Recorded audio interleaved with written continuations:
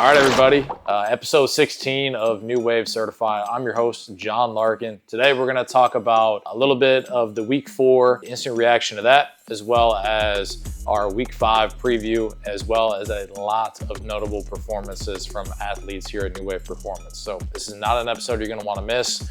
We're almost at 800 subscribers. Make sure you guys go ahead and subscribe if you haven't already. Drop a comment on what you want to see next, and make sure you go like this video. Without further ado, we'll get into the show.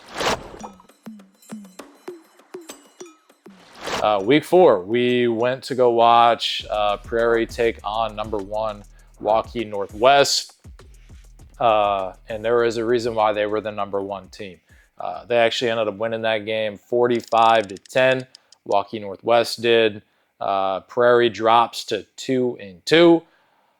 They will be taking on Jefferson this week, who is 1-3. So an opportunity for them to bounce back after a tough home loss to the number 1 Waukee Northwest.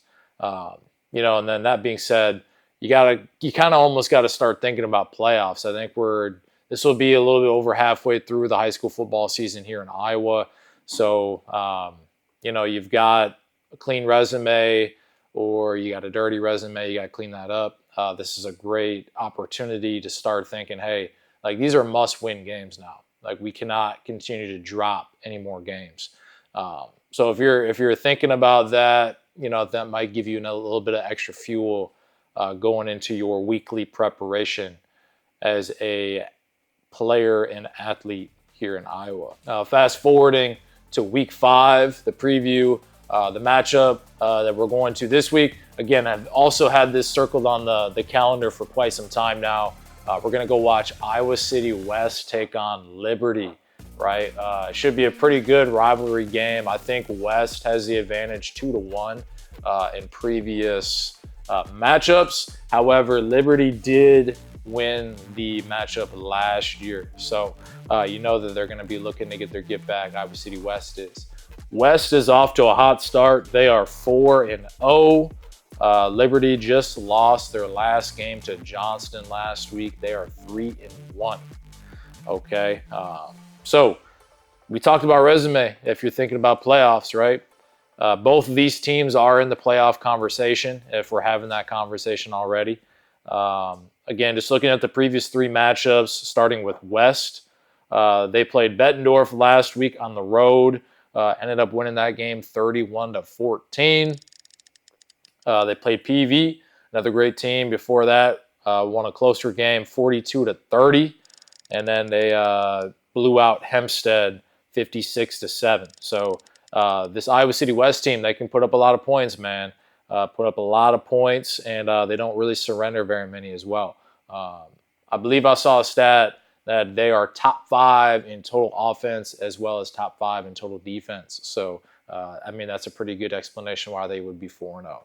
Looking at Liberty, 3-1. The last 3 games there, like we already mentioned, they lost to Johnston, a close game, 27-24, 1 possession game there. Linn-Mar, they ended up blowing them out 28-7, and then they also beat Southeast Polk 38-20. I believe Liberty was I think they were runner-up last year. It's either last year or the year before, I know that. So, hopefully they can, put some rubber to the road, get back to the dome. That said, let's take a look at these matchups. Kind of did a little preview on West, a little research. They're an explosive offense, right? They are having the opportunity to get a lot of players involved. They have a running back by committee, it seems like. So a lot of guys that can carry the football, that can score the football, as well as a ton of receivers that can make plays and score touchdowns. So again, a lot of playmakers on a team. I remember when I went down and watched them play in the preseason opener, week 0. One of the things that did stand out to me was their skill players. So not really all that surprised to kind of be looking at it in week 5 and saying, hey, these kids have been playing hard and making plays. Defensive side of the ball for West, they've forced a handful of turnovers as well as sacks. So a lot of negative plays for the defense, which is what you want. if you're a defensive guy. You know, if you're a defensive coordinator, what you want is guys that can run to the football, make force turnovers, get takeaways, and get offenses into 3rd and longs and force negative plays. Looking at Liberty, seems like they're very heavy on their quarterback, reliant on their quarterback to do the majority of the offensive production, I guess you can say it, or put it. He leads the team in rushing, right? Not often do you get your quarterback to lead the team in rushing. I do believe that they're a very pass-heavy team. One of the things I do have noted is that he's averaging like over 30 passing attempts a game. So if that tells you anything, he through 4 weeks, he's got 8 touchdowns as well as 8 turnovers, 8 picks. So, I mean, we already talked about West being able to force turnovers. I wouldn't doubt it if they were able to get a few here in this game. So that'll be something to look for. Again, the quarterback, he's leading the team in rushing. So you kind of have to wonder, what does Liberty need to do to win this game? And I feel that they need to get other guys involved, spread the football around. I wouldn't doubt it if they actually pull out some trick plays. It does seem like they do a lot of short passes, so you could almost look at that as an extension of the run game if you want to kind of look at it that way. But yeah, it seems like to me that they're going to need to pull some tricks out of the bag in order to stay in this one. But again, West, I think that as long as they just do what they do, they should be able to take care of business. My prediction for this game, I think the final score is going to be... I wanted to take a moment and step away from the podcast to tell you guys about today's sponsor, the Wave of Opportunity Foundation. It is a nonprofit based here in Cedar Rapids that is targeted towards serving youth athletes and giving them opportunities to experience, travel sports, any type of careers that they can build through sports. And so we're looking for founding partners. So if you're a corporate entity or a small business perhaps that is looking to help fuel a young athlete's dreams and aspirations, this is a great chance for you to be involved in their journey. So if you want to get involved, our contact information is in the description below. We look forward to hearing from you. Now let's get back to the podcast. My prediction for this game, I think the final score is going to be 38-24 West over Liberty. Some key guys that we have playing in this game. We've got 2 of the starting corners for West, AJ Hodge and Neil James. So shout out to Neil. He got his first pick 6 of his high school career last week against Bet. Showed off some of the speed, after the catch, after the pick, took it to the crib, off it tipped. And again, tips and overthrows, that's what you're looking for if you're a defensive play caller. Some other notable performances around the area from week 4. Drew Bennis, the receiver from Prairie, he had 6 receptions for 117 yards. So shout out to homie, as well as Maury Orr, running back from Kennedy. He had his first rushing touchdown of the season in his second game of the season. And then this one's a crazy stat. Cash Parks, quarterback from Xavier, 6 touchdowns, 6 against Williamsburg. He had 5 passing touchdowns and 1 rushing touchdown. So super, super impressive. Congratulations to him, and congratulations to the Xavier Saints on advancing to 4-0. And one other name, last to mention, again, Cyrus Courtney, wide receiver for Iowa Western, caught his 2nd touchdown of the season so far. So, he's having a great year, you know what I mean? And then I'm already knowing there's going to be a lot more opportunities for him ahead. So a big question that I've been getting a lot recently from a lot of our athletes, they're asking me, all right, we're 3 or 4 weeks in, right? They're asking, should I be posting single game highlights, or should I just be posting like a batch of like weeks 1 through 3?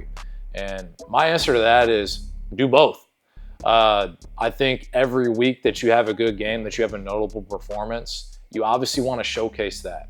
And so the more content that you can put out of yourself performing on the field, the better, because it's more of a chance that a coach is going to see that. And the more that your name pops up on the feed, the more that your name is mentioned in front of these scouts and coaches, the better, right? It's all about putting yourself out there.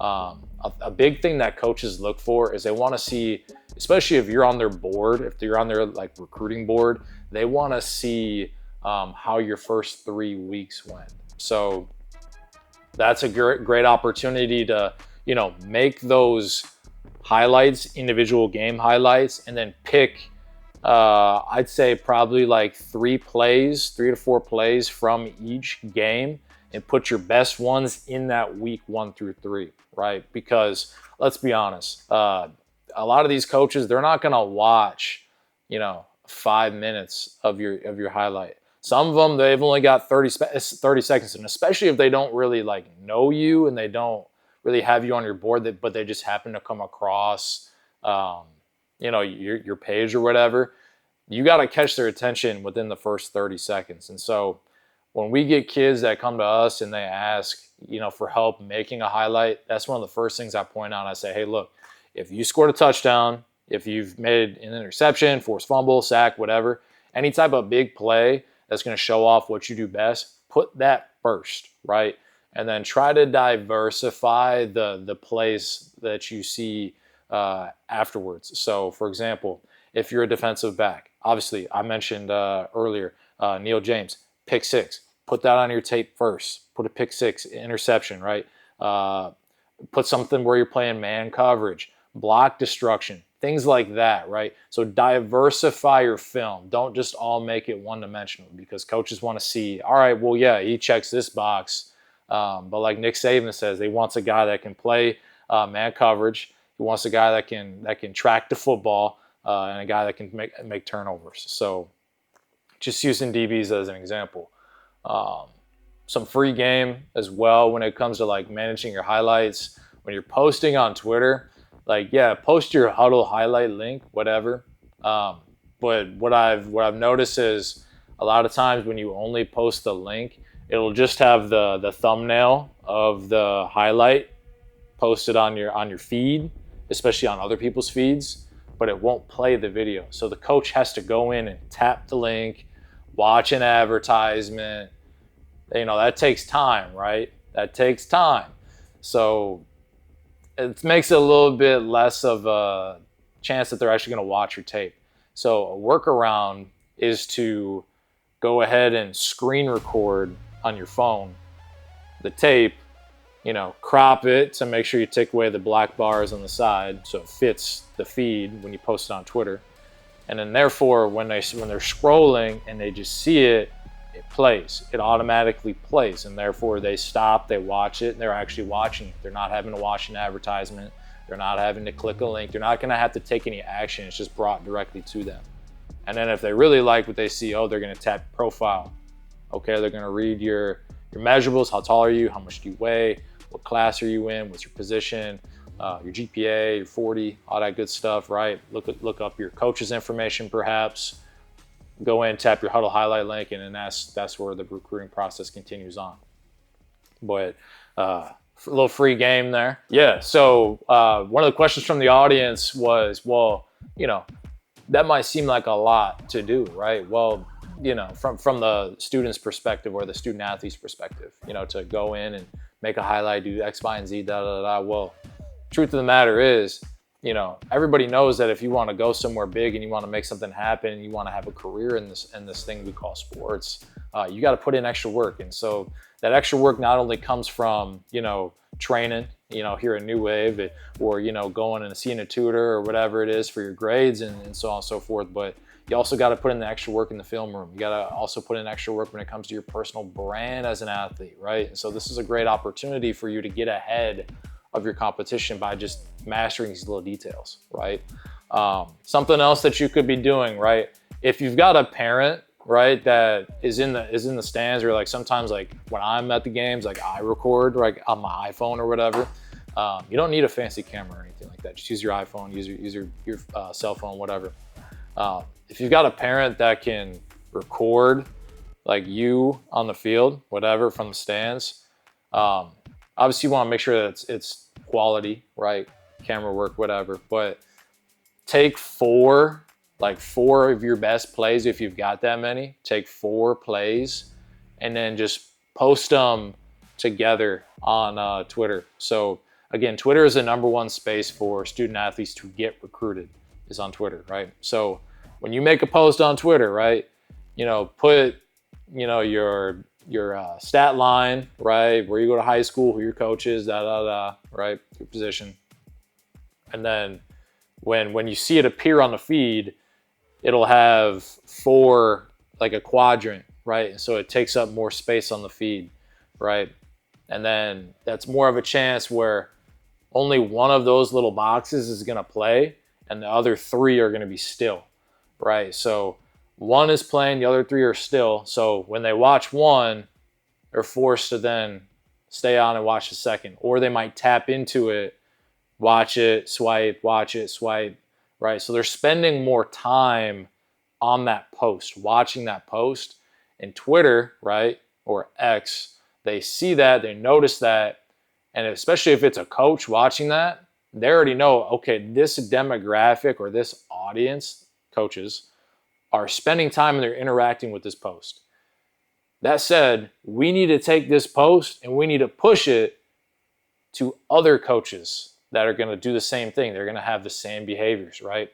So again, that's just another little hack other than actually posting your highlight each week. I would almost argue, we want to talk about extra work, that posting your highlight each week, yeah, that is extra work, but it's not necessarily going above and beyond if you really want to truly do that. So again, steps: post your highlight, post the screen recording, and if you have the chance, post the individual clips from like your camera that you have, like your mom and dad or whoever it is, that from their phone. All right, post those. So that's 3 pieces of content that you can put out to help you get recruited each week.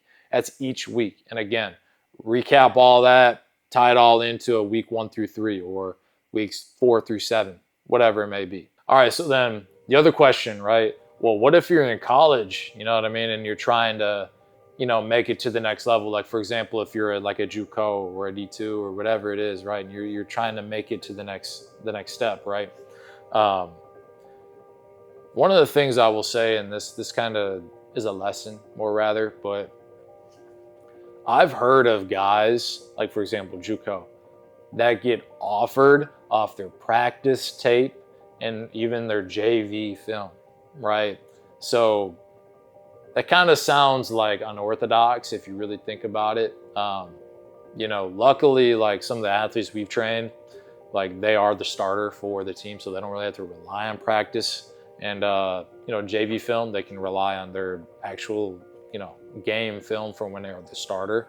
But that said, that just goes to show like how important the weekly preparation is in practice for these athletes, right? And so, I would almost say like, all these high school kids, right? I keep coming back to high school, but that is just the main demographic, right? So high school guys that are like out of season, like when they're not in season, like when they're still trying to be active on Twitter and get attention and stuff like that, they are like posting like clips of like their training, or they go to a camp and they post camp highlights or whatever.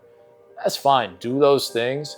But also keep in mind, like if your team like records your practice tape, that is content that you can take and post out of season, right? To continue to get more attention and see more people. Look, if you can get more film of you in pads, it's just going to look better to a coach. You know what I mean? I mean, it's plain and simple, right? They just want to see guys that can make plays, right? They want to see good athletes. So, we started off obviously talking about the college and why that's important, to get tape in college, but also just another easy way that isn't really talked about much for high school. kind of just talking a little bit about like some of my past experience with this topic here, of, you know, trying to make it to the next level or take the next step in your athletic career, based on just like tape and stuff like that. And, you know, I've been in different places where I've seen guys that, you know, they're on a roster, but they're there to develop, right? And so they might not have the best chance of starting for the current roster they're on, but they actually might be a better fit somewhere else. And you know, obviously the coaching staff knows that. So you know, when it comes to like the tape and everything, they're going to allow you to put your tape out there. And so I know that's kind of like one of the things that one of our previous guests, Naeem Smith, talked about when he was at a JUCO, was leveraging the connections within the coaching staff, right? So who do your coaches know?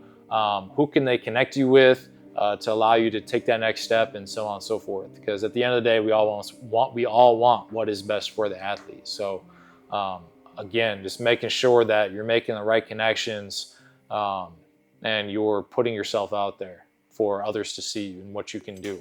Thank you guys for watching episode 16 of New Wave Certified. Let us know what questions you still have. You know, it could be about the recruiting, could be about, you know, making tape, or just questions in general that you want to know more about. Hopefully you guys are looking forward to the matchup between Iowa City West and Liberty. We'll recap that game next week, and we'll look forward to seeing you guys back then. Stay tuned.